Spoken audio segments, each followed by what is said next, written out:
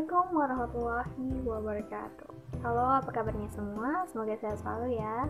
Di video ini, saya akan menjelaskan materi tentang The 7 Habits of Highly Effective People. Menurut Stephen Covey, ada 7 kebiasaan yang bisa membuat manusia menjadi efektif. Apa saja itu? Mari kita bahas. Simak videonya sampai selesai ya, oke?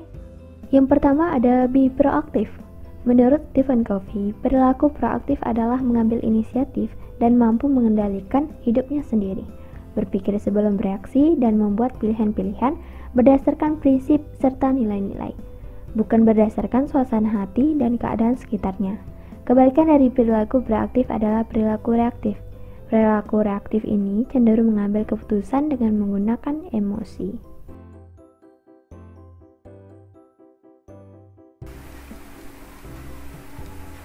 Nah, udah selesai. Alhamdulillah, udah selesai juga. Mana tugas? Ya ampun, kenapa baru dikirim? Kenapa harus ngirim sekarang? Udah jam 10 juga deadline-nya. Astagfirullah, besok pagi. Ngantuk loh aku. Deadline-nya lagi besok pagi, kenapa nggak besok-besok aja? Nah, itu tadi contoh dari sisi perilaku reaktif. Dia akan mengomentari dulu apa yang sedang dihadapinya, menghubungkan dengan berbagai keadaan, sehingga dia hanya menghabiskan waktunya dengan mengeluh dan mengeluh.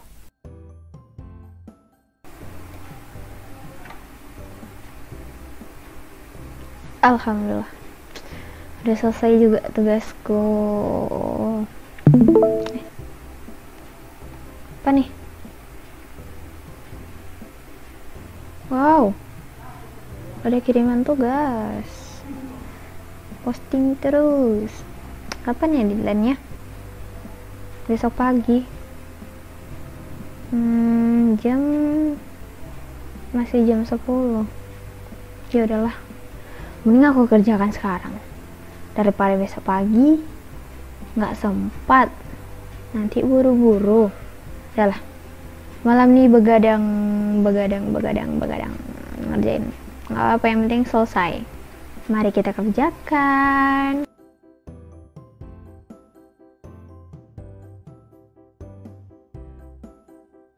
Nah, contoh yang kedua ini adalah dari sisi perilaku proaktif.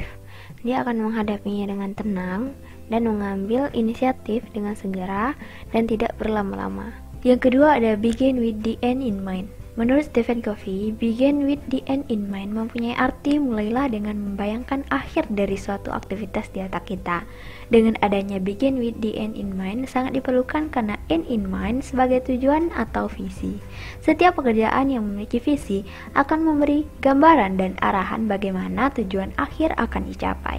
Dengan adanya visi, kita akan bersemangat, fokus, dan menentukan langkah bertahap yang diperlukan agar visi terwujud. Saya dikasih tugas membuat video mata kuliah interpersonal skill. Saya membayangkan hasil akhir dari tugas ini adalah mendapatkan nilai yang sangat bagus.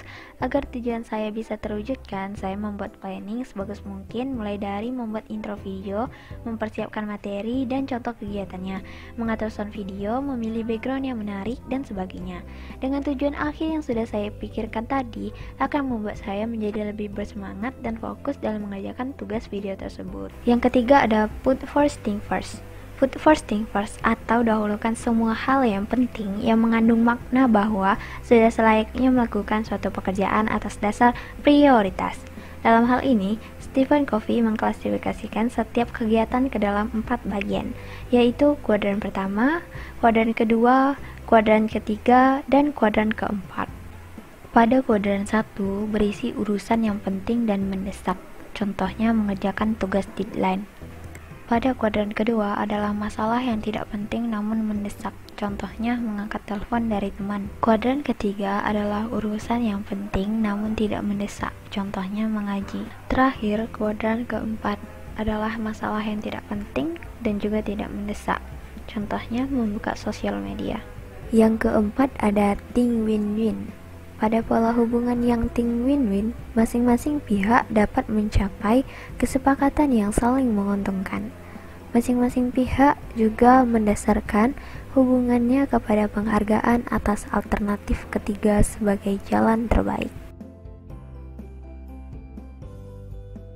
Guys, maaf banget nih, aku nggak bisa ngerjain tugasnya di sini. Aku udah janji sama orang tuaku harus pulang sebelum maghrib. Kalau soal tugas ini nanti aku lanjutin deh di rumah. Nanti kalau udah selesai aku kirim ke grup. Oke? Boleh ya aku pulang duluan? Iya Tas, boleh kok, boleh. Yaudah kalau gitu aku pulang duluan ya. Assalamualaikum. Iya, waalaikumsalam. Nah, itu tadi merupakan cerita singkat yang menunjukkan pola hubungan yang win-win. Penjelasan lebih lengkapnya adalah saya sedang melakukan diskusi kerja kelompok di rumah teman saya, dan setiap anggota sudah mendapatkan tugasnya masing-masing. Namun, saya tidak bisa mengerjakan langsung di tempat tersebut karena saya sudah berjanji dengan orang tua saya akan pulang ke rumah sebelum maghrib.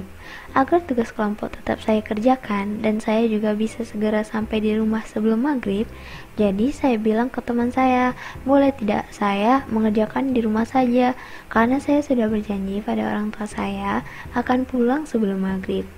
Nanti saya akan kerjakan tugasnya, dan jika tugasnya sudah selesai, saya akan kirimkan filenya langsung ke grup. Dan teman saya membolehkan saya pulang terlebih dahulu daripada yang lain. Berikut ada materi tambahan yang harus dipahami juga, yaitu win-lose. Pola hubungan yang win-lose didasarkan pada hubungan yang sadar akan posisi dan kekuasaan. Salah satu yang berkehendak memaksakan kemenangan atas pihak yang lain. Sel, boleh nggak minjem motor kamu? Aku mau pulang ke kos, mau ambil dompet aku ketinggalan. Boleh nggak aku minjem motor kamu? Iya Syah, nggak apa-apa, pinjam aja. Ini kuncinya Syah. Oke, pinjam dulu ya motornya. Ini Sel kuncinya, makasih banyak ya. Iya Syah, sama-sama. Nah, itu tadi merupakan cerita singkat yang menunjukkan pola hubungan win-lose. Penjelasan lebih lengkapnya adalah saya meminjam motor teman saya untuk pulang ke kos. Jarak kampus dan kos saya lumayan jauh. Setelah saya balik lagi ke kampus, saya hanya mengembalikan kunci dan mengucapkan terima kasih. Tetapi saya tidak mengisikan bensin pada motornya, karena bensin motornya sudah terpakai selama perjalanan menuju kos. Dari pihak saya untung, karena saya sudah bisa pulang ke kos dengan meminjam motor teman saya. Sedangkan dari pihak teman saya mengalami rugi. Bensinnya tidak diganti karena sebagian sudah terpakai di perjalanan saat motornya dibawa pulang ke kos dan balik lagi ke kampus. Selanjutnya ada lose-win. Pada pola hubungan lose-win, kebalikan dari win-lose, di mana satu pihak rela berkorban demi keuntungan atau kesejahteraan pihak yang lain. Tas, kita makan di luar aja yuk. Aku di kos aja deh. Ya nggak asik nih. Ikut dong Tas. Sekalian refreshing kita. Mau dong. Fix saya mau nih pasti. Ya deh, aku ikut. Nah, itu tadi merupakan cerita singkat yang menunjukkan pola hubungan lose-win. Penjelasan lebih lengkapnya adalah, setelah kelas kuliah selesai, saya diajak oleh teman saya untuk makan di luar. Namun, saya menolaknya karena saya ingin makan di kos saja. Tetapi, tetap saja teman saya mengajak saya untuk makan di luar. Dan mau tidak mau, saya harus ikut juga makan di luar bersama teman saya. Nah, yang terakhir ada lose-lose. Lebih merupakan gambaran hasil hubungan dua pihak yang sama-sama berpegang pada prinsip lose-win, yang mendorong semua pihak mengalami kekalahan. Mbak, sepatu yang ini ada ukuran 40-nya nggak, Mbak? Nggak ada Kak, lagi kosong yang 40-nya. Gimana kalau ukuran 41 Kak? Enggak lah Mbak, itu malah kebesaran sama saya.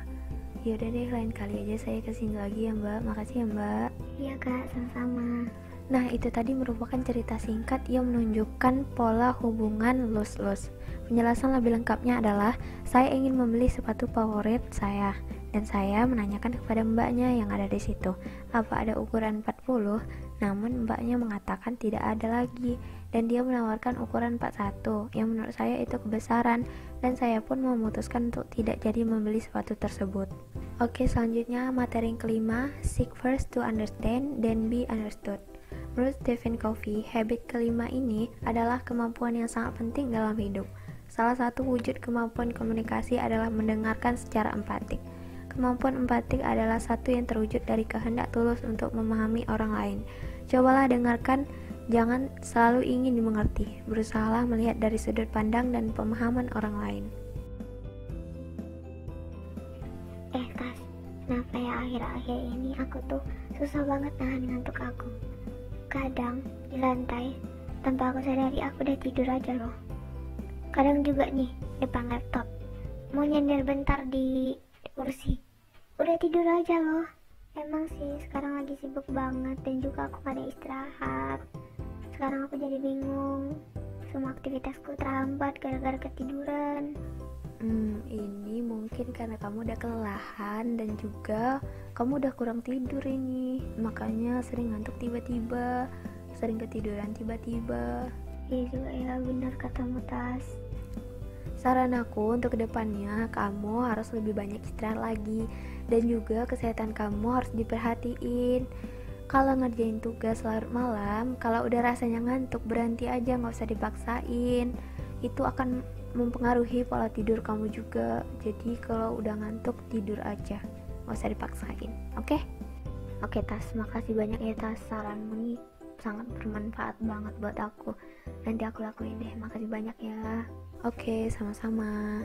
Nah, itu tadi merupakan contoh dari seek first to understand then be understood. Penjelasan lebih lengkapnya adalah teman saya sering bercerita dengan saya kenapa akhir-akhir ini dia sangat sering ngantuk dan akhirnya ketiduran secara tiba-tiba. Saya berusaha memahaminya terlebih dahulu dengan mendengarkan dia bercerita hingga selesai. Saya memberikan respon kepadanya, mungkin kamu sedang kelelahan dan kurang tidur, dan dia memahami apa yang saya maksud. Dan saya memberi saran agar dia harus banyak beristirahat dulu untuk kedepannya. Tidak perlu mengerjakan tugas hingga larut malam karena itu akan mengganggu kesehatan dia nantinya. Dia pun menyadari bahwa yang sudah dia lakukan pada dirinya itu sangat berlebihan sehingga kesehatannya sedikit terganggu. Dia pun mengikuti saran yang saya berikan. Selanjutnya ada materi yang keenam, yaitu sinergis. Menurut Stephen Covey, habit yang keenam ini selalu melakukan sinergi. Artinya menggabungkan kekuatan kita dengan kekuatan orang lain untuk berkarya, bukan untuk bersaing atau menjatuhkan. Jess, kemana aja? Minggu lalu kenapa nggak datang? Iya nih, ada rapat mendadak makanya aku nggak bisa datang. Gimana materi minggu lalu? Masih aman aja kan? Alhamdulillah masih mudah dipahami. Mau aku ajarkan nggak supaya nggak ketinggalan materinya? Boleh banget tuh, makasih banyak ya udah mau ngajarin. Oke, sama-sama. Nah, itu tadi merupakan contoh dari sinergis. Penjelasan lebih lengkapnya adalah saya mengikuti les privat kursus belajar pemrograman berdua dengan teman sebangku saya. Namun, minggu lalu dia tidak datang. Saya bertemu dengannya hari ini dan menanyakan kenapa minggu lalu tidak datang. Dia mengatakan ada rapat mendadak yang harus dilaksanakan, karena itulah dia tidak datang. Dia bertanya kepada saya mengenai materi yang diajarkan minggu lalu. Saya memberitahunya dan saya menawarkan kepadanya, mari saya ajarkan kamu tentang materi minggu lalu, agar kamu tidak ketinggalan materi. Dengan senang hati dia menerima tawaran dari saya, dan saya mengajarinya ilmu yang sudah diajarkan di tempat les minggu lalu. Materi yang terakhir, Sharpen the Saw, yaitu konsep habit yang terakhir ini adalah mengajak untuk supaya asah gergaji agar senantiasa tajam dan berfungsi dengan baik. Senantiasa mengasah gergaji artinya selalu memelihara dan memperbarui aset terbesar yang kita miliki. Apa saja yang harus diasah, yaitu dari aspek fisik, aspek mental, dan aspek spiritual. Dari aspek fisik, kita bisa dengan berolahraga agar tubuh kita tetap selalu sehat. Dari aspek mental, bisa dengan membaca buku agar kita selalu mendapatkan ilmu yang baru dan wawasan yang meluas. Yang terakhir dari aspek spiritual, bisa dengan meningkatkan keimanan kepada Sang Pencipta. Kalau dalam agama Islam itu dilakukan dengan sholat 5 waktu, mengaji, mendengarkan tausiah, dan sebagainya. Nah, itu tadi penjelasan dari ketujuh kebiasaan yang bisa membuat manusia menjadi efektif. Semoga penjelasan dari video ini bisa dipahami oleh Anda sekalian. Jika ada kesalahan kata atau pengucapan, mohon maaf ya. Saya akhiri. Wassalamualaikum warahmatullahi wabarakatuh.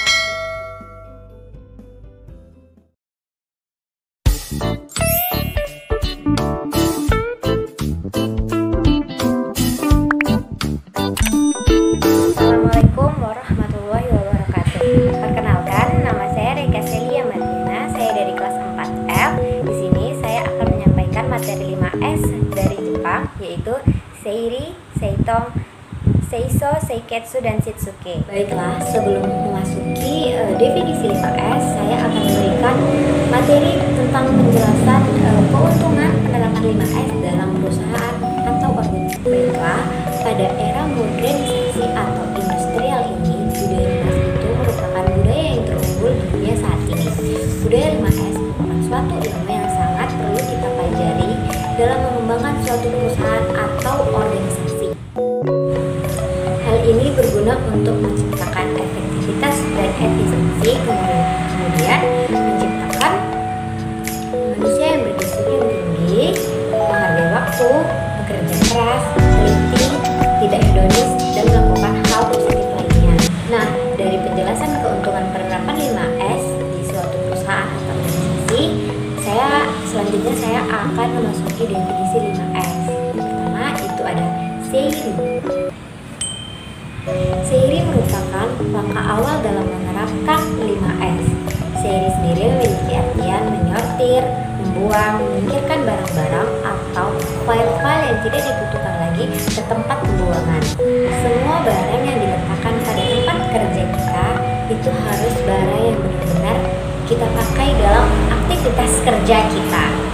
Hal ini berupaya untuk merapikan tempat kerja kita dan lebih efisien lagi dalam bekerja. Keuntungan dalam Seiri ini itu ada dua. Yang pertama ada keuntungan kuantitatif, jadi ada menghemat pemakaian rengan.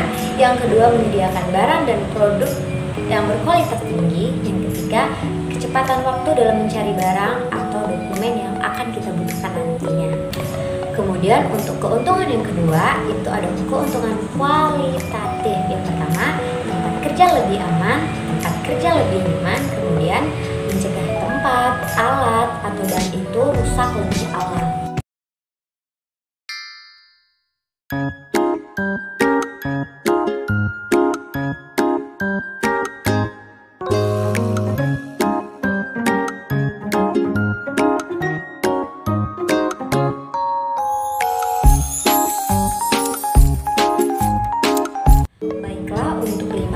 Yang kedua, saya akan bahas tentang Seitong. Setelah kita menerapkan 5S yang pertama tadi, pastikan segala sesuatu harus diletakkan sesuai dengan posisi yang ditempatkan, sehingga nantinya apabila kita membutuhkan barang atau file tersebut itu bisa sangat mudah ditemukan. Kemudian dalam Seitong ini sendiri, pastikan juga satu, setiap barang itu memiliki tempat. Yang kedua, setiap tempat punya nama untuk barang-barang yang kita letakkan. Ketiga, beri nama pada setiap tempat penyimpanan. Hal ini guna untuk memudahkan kita dalam mencari barang-barang nantinya. Kemudian keuntungan dalam Seitong ini sendiri itu memiliki dua keuntungan. Yang pertama ada keuntungan kuantitatif, yaitu kendali persediaan barang atau produk itu lebih efisien. Kemudian ada waktu pencarian yang cepat, proses pencarian cepat, kemudian menghindari kesalahan, dan yang kelima itu meminimalkan terjadinya kehilangan peralatan pekerjaan kamu. Untuk keuntungan Seitong yang kedua itu ada keuntungan kualitatif, di mana keuntungan kualitatif itu memberikan keuntungan suasana kerja kita itu bisa lebih nyaman, mendidik dan meningkatkan karyawan bisa agar lebih bisa disiplin, kemudian memacu karyawan agar menampilkan ide-ide yang kreatif, kemudian kalian semua yang ada di tempat kerja akan merasa aman di tempat kerja.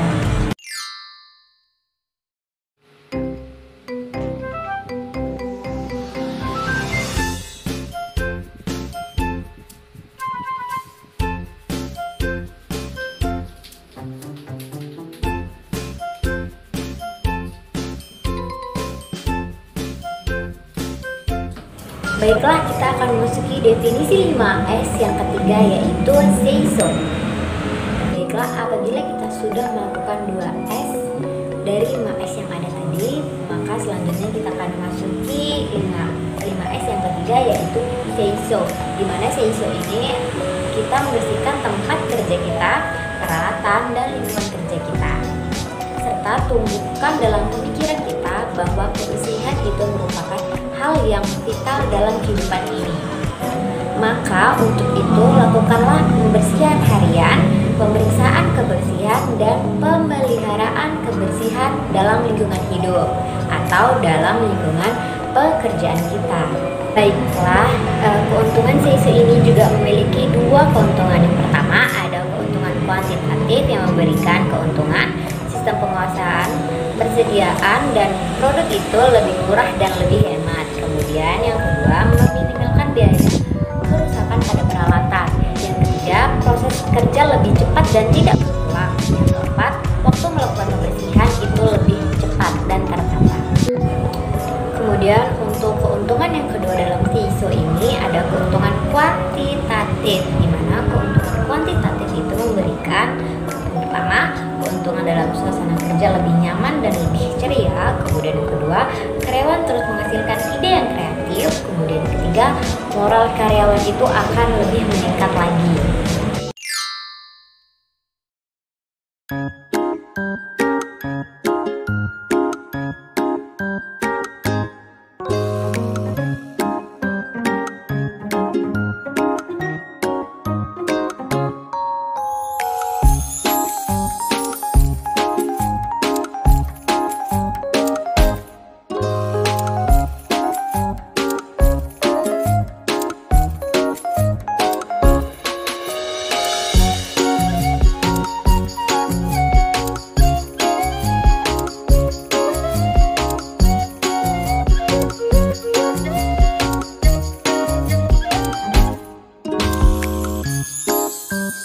Baiklah, kita akan memasuki definisi tentang Seiketsu yang merupakan bagian dari 5S yang keempat.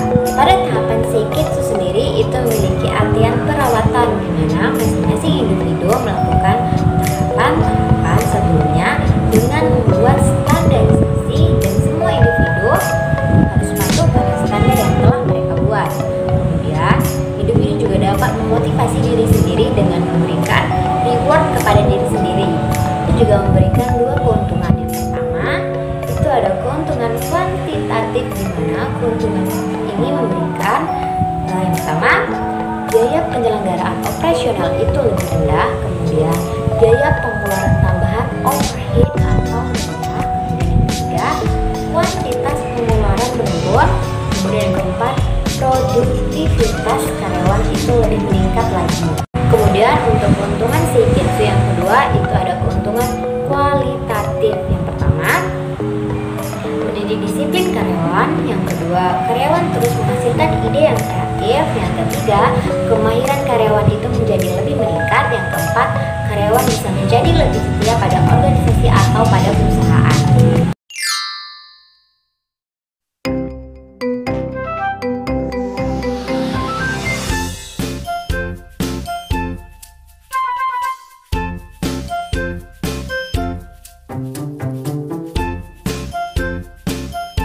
Baiklah, kita sudah memasuki tahapan terakhir dari 5S ini, yaitu Shitsuke. Nah, artian Shitsuke sendiri adalah rajin atau disiplin. Dan Shitsuke ini juga memberikan keuntungan. Yang pertama ada keuntungan kuantitatif, di mana keuntungan kuantitatif sendiri memberikan keuntungan. Yang pertama, biaya pengeluaran itu bisa lebih rendah. Yang kedua, produktivitas itu bisa lebih meningkat. Yang ketiga, kualitas layanan bisa lebih meningkat juga. Dan yang keempat, memperoleh manfaat dari menerapkan 5S ini. Baiklah, untuk keuntungan di Shitsuke yang kedua ada keuntungan kualitatif. Dan keuntungan kualitatif itu memberikan keuntungan yang pertama, membuat individu atau karyawan itu bisa lebih inovatif. Dan yang kedua, memberikan keterampilan pada individual atau karyawan. Yang ketiga, dapat memberikan kesehatan pada individual atau karyawan. Dan yang keempat, itu meningkatkan budaya kerja pada tim.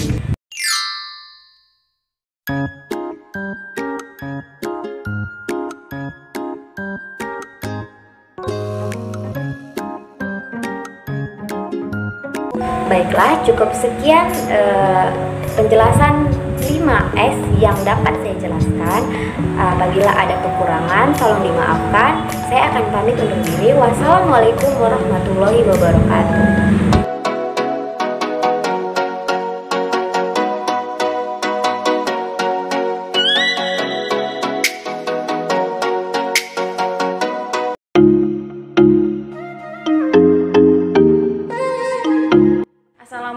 Assalamualaikum warahmatullahi wabarakatuh. Perkenalkan, nama saya Askar Romatun. Saya dari jurusan Sistem Informasi, Fakultas Sains dan Teknologi dari Universitas UIN Suskaryau. Nah, di video kali ini saya akan menyampaikan 5S, yaitu 5 kebiasaan sukses orang Jepang.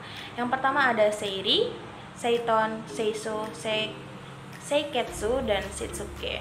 Nah, pada era modernisasi dan industrialisasi ini, budaya kerja 5S merupakan suatu budaya kerja perusahaan yang terunggul di dunia saat ini. Budaya kerja 5S merupakan suatu ilmu yang sangat perlu untuk dipelajari dalam pengembangan suatu perusahaan atau organisasi, yaitu contohnya universitas, sekolah, partai, dan lain-lain. Untuk mencapai efektivitas dan efisiensi, menciptakan manusia yang berdisiplin tinggi, menghargai waktu, pekerja keras dan teliti, berorientasi sukses, tidak hedonis, hemat dan bersahaja, suka menabung dan investasi, berorientasi kepada integritas dan hal-hal yang positif lainnya. 5S adalah metode yang diterapkan untuk menciptakan suasana kerja yang rapi, bersih dengan tujuan produktivitas yang baik. Metode 5S dapat digunakan dan berfungsi sebagai awal dari pencegahan dan kemudahan perusahaan dalam mendeteksi masalah yang akan timbul. Adapun yang menjadi dasar-dasar pemahaman dari 5S adalah sebagai berikut. Yang pertama itu ada Seiri, seperti yang saya sebutkan tadi. Seiri adalah ringkas, sisih, keteraturan, dan pemilihan, yaitu merupakan langkah awal dalam menjalankan budaya 5S, yaitu membuang, menyortir, menyingkirkan barang-barang, file-file yang tidak digunakan lagi ke tempat pembuangan. Semua barang yang ada di lokasi kerja atau lokasi yang kita tempati hanyalah barang yang benar-benar dibutuhkan untuk aktivitas kita sehari-hari. Tindakan dilakukan agar tempat penyimpanan menjadi lebih efisien karena dipergunakan untuk menyimpan barang atau file yang memang penting dan dibutuhkan, serta bertujuan juga agar tempat kerja terlihat lebih rapi dan tidak berantakan. Berikut ini adalah salah satu contoh ilustrasi yang kita bisa terapkan di kehidupan kita sehari-hari. Mari kita simak videonya.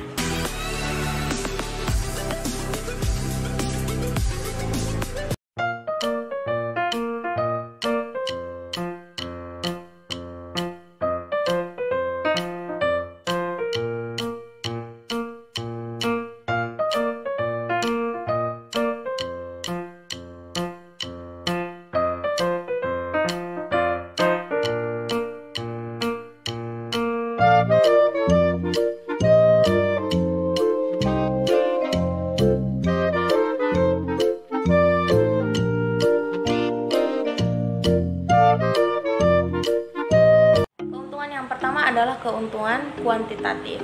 Yang pertama ada penghematan pemakaian ruangan. Bisa kita lihat tadi, sebelum ruangannya dibersihkan, pakaiannya dibersihkan, disingkirkan, nah itu terlihat lebih berantakan dan ruangannya menjadi terlihat sempit. Nah, setelah dirapikan, ruangannya terlihat lebih bersih dan rapi. Yang kedua ada kecepatan waktu pencarian barang, itu menjadi lebih cepat gitu. Jadi karena barangnya kita sudah tempatkan pada tempatnya, kita lebih mudah untuk mencarinya. Yang kedua adalah keuntungan kualitatif, yaitu tempat atau ruangan kita menjadi lebih aman. Kadang kalau kita ada banyak barang itu nanti ada hewan-hewan yang berbahaya. Terus suasananya lebih nyaman karena kita melihat barang-barang rapi menjadi lebih nyaman untuk singgah di sana. Mencegah alat atau pakaian kita itu rusak karena kita rapikan. Untuk kebiasaan Jepang nomor 2 yaitu Seiton, yang artinya rapi. Setelah menyortir semua barang atau file yang tidak dipergunakan lagi, pastikan segala sesuatu harus diletakkan sesuai posisi yang ditetapkan sehingga selalu siap digunakan pada saat yang diperlukan. Pastikan bahwa 1. Setiap barang mempunyai tempatnya masing-masing. 2. Setiap tempat mempunyai nama untuk barang tersebut itu bila diperlukan. Sebelum kita lanjut ke materinya lebih jelas, untuk memperjelasnya kita dapat melihat ilustrasi sebagai berikut.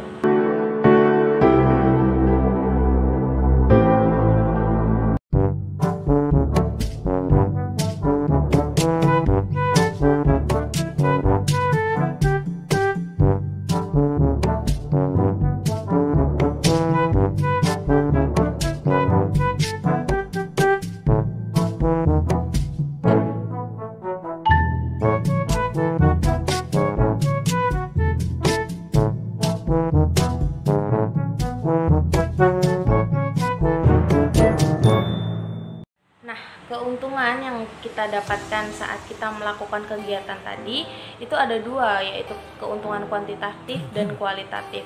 Untuk keuntungan kuantitatif yang pertama adalah waktu pencarian menjadi lebih cepat. Nah, saat kita merapikan barang tadi, untuk kita mencari sepatu tadi, kita menjadi lebih cepat apabila rapi dan sesuai pada tempatnya. Nah, yang kedua ada meminimalkan terjadinya kehilangan peralatan. Jika kita rutin untuk merapikannya, maka sepatu itu tidak mungkin akan hilang karena kita menaruhnya pada tempat semestinya. Yang kedua adalah keuntungan kualitatif, yaitu suasana menjadi lebih nyaman karena kita melihatnya sangat rapi, mendidik kita supaya kita menjadi orang yang lebih disiplin, terus memacu kita agar terus menghasilkan ide yang kreatif, dan moral kita akan menjadi lebih tinggi. Untuk kebiasaan Jepang nomor 3 yaitu ada seiso, yang artinya resi. Resi itu dalam bahasa Jawa yang jika di Indonesia kan adalah bersih. Setelah menjadi rapi, langkah berikutnya adalah membersihkan tempat kerja, ruangan kerja, peralatan, dan lingkungan kerja. Tumbuhkan pemikiran bahwa kebersihan merupakan hal yang vital dalam kehidupan. Jika kita tidak menjaga kebersihan, lingkungan akan menjadi kotor dan menjadi faktor utama terjadinya penyakit yang tidak akan membuat kita nyaman, menyebabkan berkurangnya produktivitas dan berakibat banyak kerugian. Lakukanlah pembersihan harian, pemeriksaan kebersihan, dan pemeliharaan kebersihan. Keuntungan yang akan didapat dalam menerapkan seiso ini ada beberapa. Namun sebelum kita lanjut ke materinya, kita lihat ilustrasi berikut ini.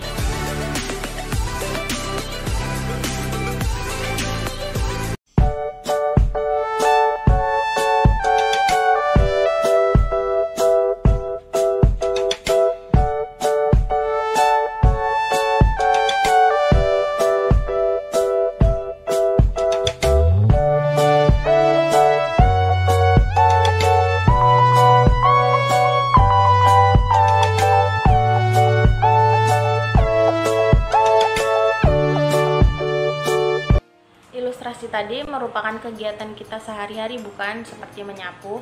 Nah, dengan adanya menyapu, ruangan menjadi lebih nyaman untuk ditempati bagi para pekerja maupun kita sebagai yang mempunyai ruangan tersebut.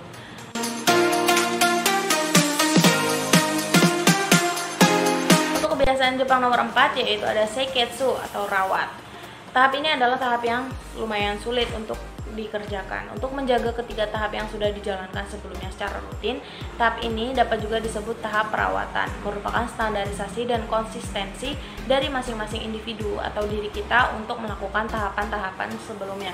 Sebelum kita lanjut ke materi selanjutnya, lihatlah atau simaklah video berikut ini.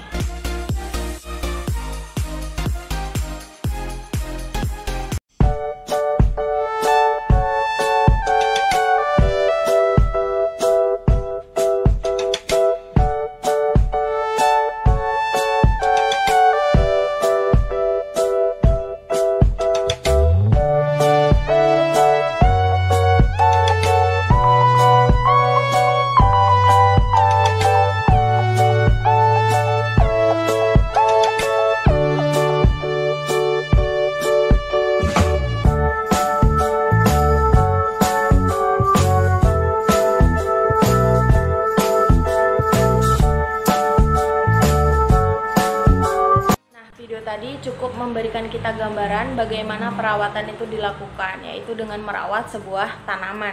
Apabila kita melakukan perawatan rutin kepada tanaman, tanaman itu akan menghasilkan bunga yang baik, bentuk yang baik, dan segar.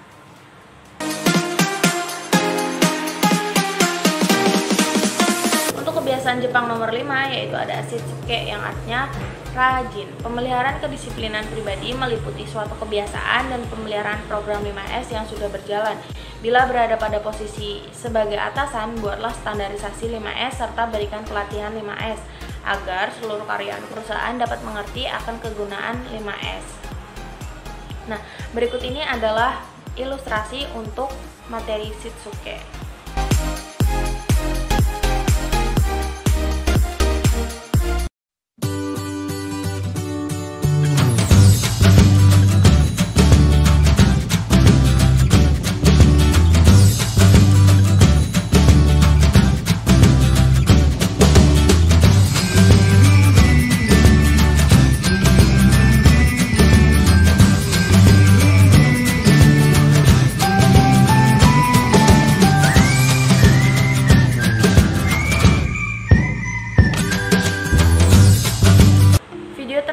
untuk menjelaskan bahwa kita sebagai warga negara yang baik untuk disiplin yaitu mematuhi peraturan negara, yaitu dengan menggunakan masker setiap ingin keluar.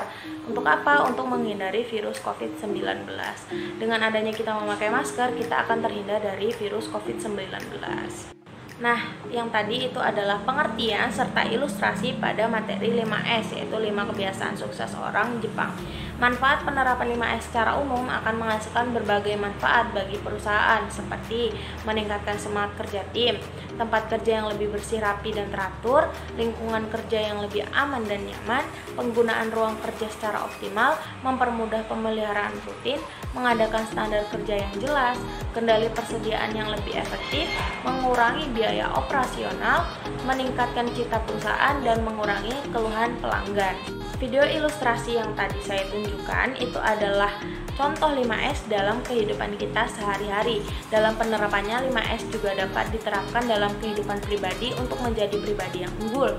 Juga dapat diterapkan dalam organisasi seperti universitas dan sekolah untuk menjadi universitas dan sekolah yang unggul. Budaya negatif seperti juga kebiasaan dan sikap negatif haruslah diganti dengan budaya yang positif. Perlu penamaan budaya anti-bullying, intimidasi, budaya anti premanisme, budaya anti narkoba, budaya anti rokok, budaya anti minuman keras, budaya toleransi, dan lainnya melalui penyuluhan, pengawasan, dan hukuman tanpa pandang bulu.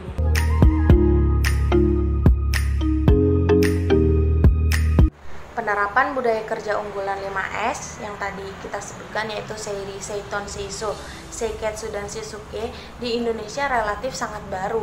Dalam pengamatan saya, hampir tidak ada perusahaan atau organisasi di Indonesia yang menerapkannya secara all out.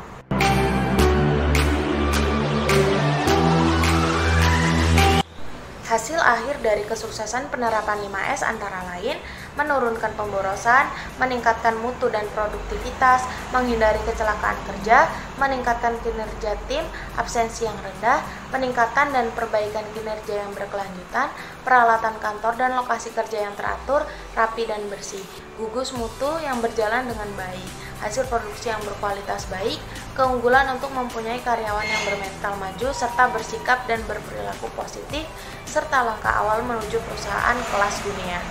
Dari uraian-uraian yang telah saya sebutkan tadi, budaya itu sangat berpengaruh sekali terhadap produktivitas kerja karyawan di suatu perusahaan dan juga bisa membuat suatu kebiasaan di dalam perusahaan tersebut, yang mana akan berlangsung secara terus-menerus. Nah, itu tadi adalah 5 kebiasaan orang Jepang yang dapat kita terapkan pada kehidupan kita sehari-hari. Semoga video saya bermanfaat untuk kalian. Terima kasih. Wassalamualaikum warahmatullahi wabarakatuh. Dadah.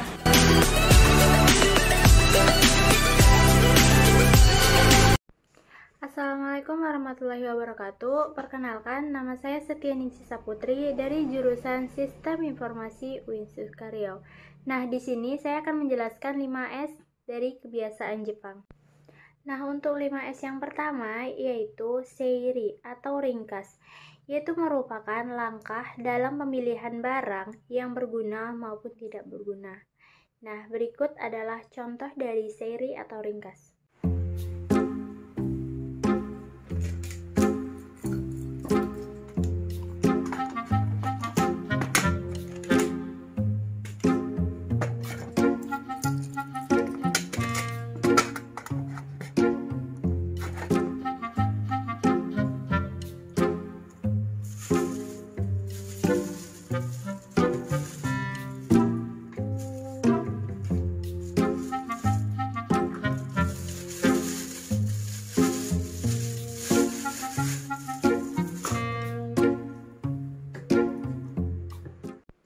Nah, yang kedua yaitu seiton, yaitu langkah penataan barang agar barang tersebut ketika dicari akan mudah ditemukan.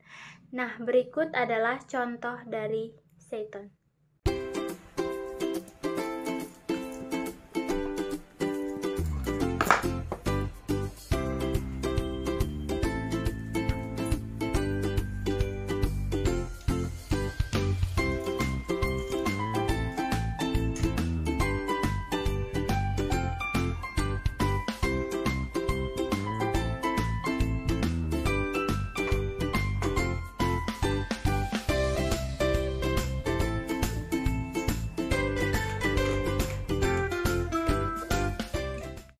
Nah, yang ketiga yaitu seiko atau rapi, merupakan langkah pembersihan barang-barang yang setelah dilakukan penataan agar tetap bersih dan rapi. Berikut adalah contoh dari seiko.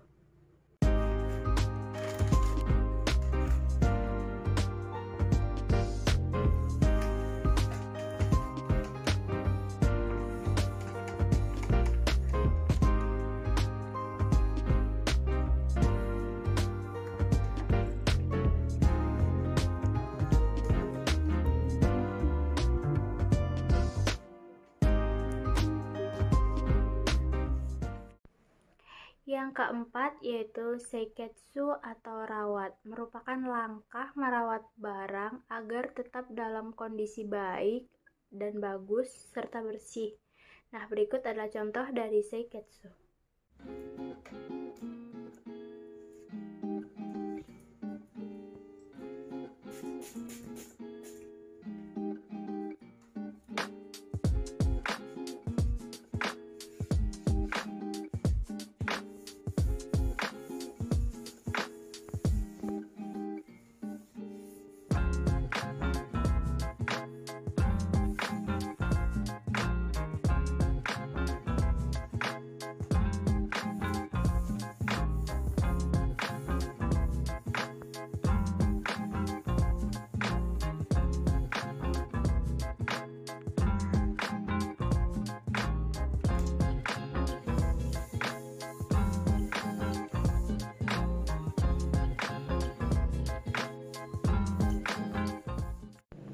Nah, yang terakhir yaitu Shitsuke, yaitu melakukan seiri, seiton, seiko, dan Shitsuke itu dengan sebaik-baiknya dan dengan disiplin.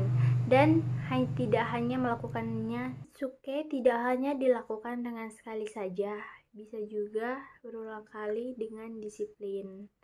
Nah, berikut adalah contoh dari Shitsuke atau rajin.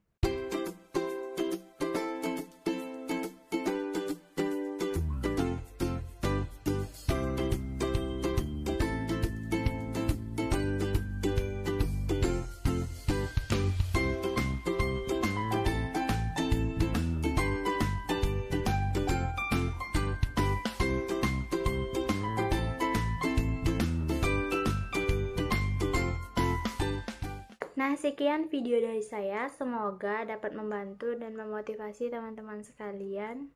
Jika ada kesalahan, mohon maaf. Saya Setia Ningsi. Assalamualaikum warahmatullahi wabarakatuh.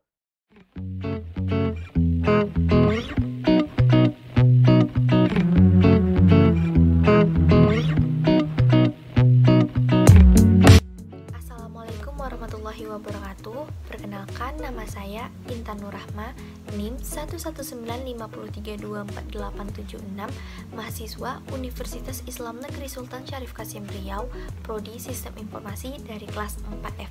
Di sini saya akan menjelaskan mengenai 5S kebudayaan Jepang. Budaya kerja 5S merupakan suatu ilmu yang sangat perlu untuk dipelajari. 5S adalah istilah Jepang untuk menggambarkan secara sistematik praktik housekeeping atau pembenahan yang baik dan telah terbukti efektif di beberapa negara. 5S adalah singkatan 5 kata yang diawali oleh huruf S, yaitu seiri, seitong, seiso, seiketsu, dan shitsuke. Nah, di dalam bahasa Indonesia, 5S ini disebut juga dengan 5R, yaitu seiri yang artinya ringkas, seitong yang artinya rapi, seiso yang artinya resik, seiketsu yang artinya rawat, dan shitsuke yang artinya rajin. Yang pertama ada seiri atau ringkas, merupakan langkah awal dalam menjalankan 5S, yaitu dengan membuang atau menyortir atau menyingkirkan barang-barang file-file yang tidak digunakan lagi ke tempat pembuangan. Semua barang yang ada di lokasi kerja hanyalah barang yang benar-benar dibutuhkan untuk aktivitas bekerja. Nah, tujuannya yaitu agar tempat kerja terlihat lebih rapi dan tidak berantakan.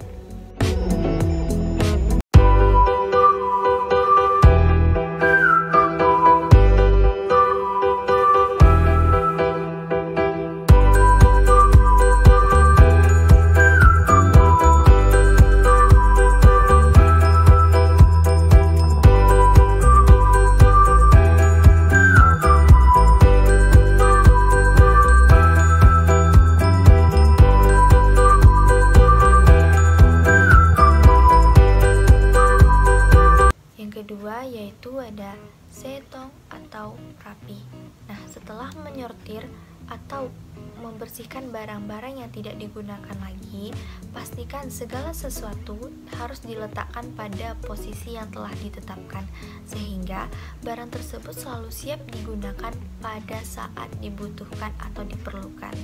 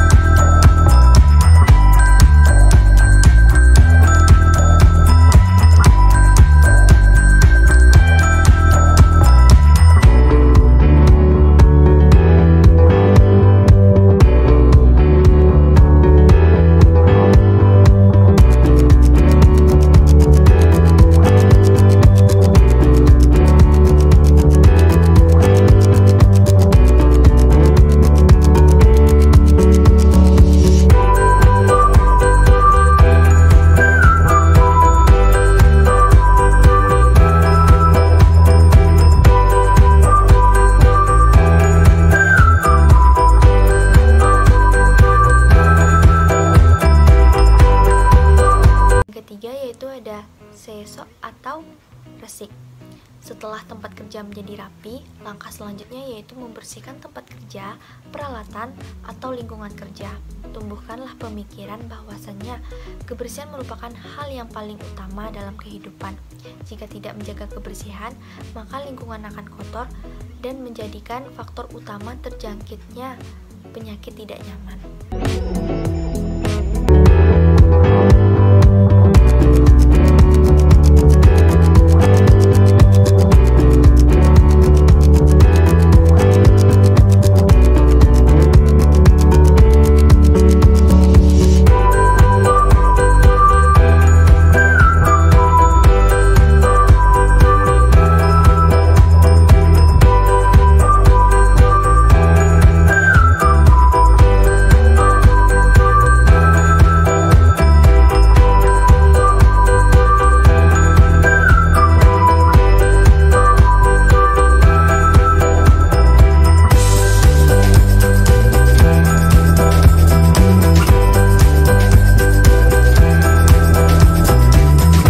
Keempat yaitu seiketsu atau rawat.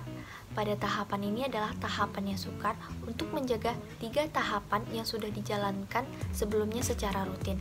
Pada tahapan ini disebut juga dengan tahapan perawatan, yaitu merupakan standarisasi dan konsistensi dari masing-masing individu untuk melakukan tahapan-tahapan yang sebelumnya.